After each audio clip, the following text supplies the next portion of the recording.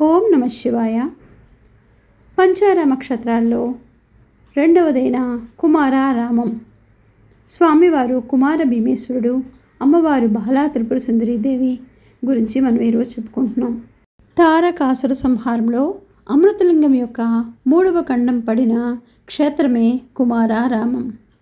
తారకుని వధించిన కుమారస్వామియే ఈ అమృతలింగ ఖండాన్ని ప్రతిష్ఠించాడు.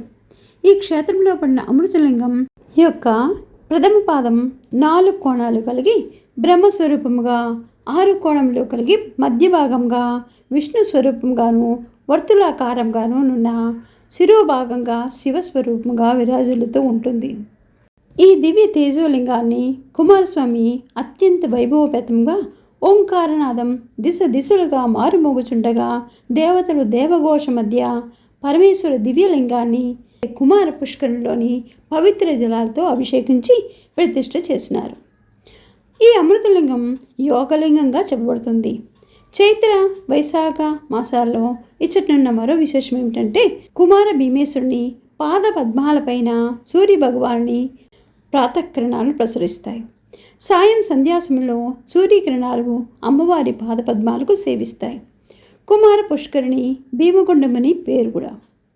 ఈ పుష్కరంలో జలం తలపై జల్లుకొని 2 మెట్లు ఎక్కి వెనుకకు చూచినంతనే దేవాలయ శిఖరం కానవస్తుంది. ఈ క్షేత్రంలోని పరమేశ్వరలింగం వర్తులాకార పానవట్టంపై ఉండడిచే యోగలింగంగా చెప్పబడుతుంది. ఇచ్చట అమ్మవారు బాలా త్రిపుర సుందరీదేవి. ఈమె సర్వాలంకార శోభిదే శ్రీచక్ర మేరుపై ప్రతిష్ఠించబడి పశ్చిమాభిముఖమై వాత్సల్యపూరితమైన చల్లని చూపులతో భక్తుల మనసులకు ప్రశాంతత చేకూరుస్తుంది. శ్రీశైలంలో వలె ఇచ్చట కూడా శ్రీచక్ర మేరునకు భక్తజనులే కుంకుమార్చన చేసుకునవచ్చును. నెక్స్ట్ ఎపిసోడ్లో ఆలయ విశేషాలు తెలుసుకుందాం. ఓం నమ శివాయ.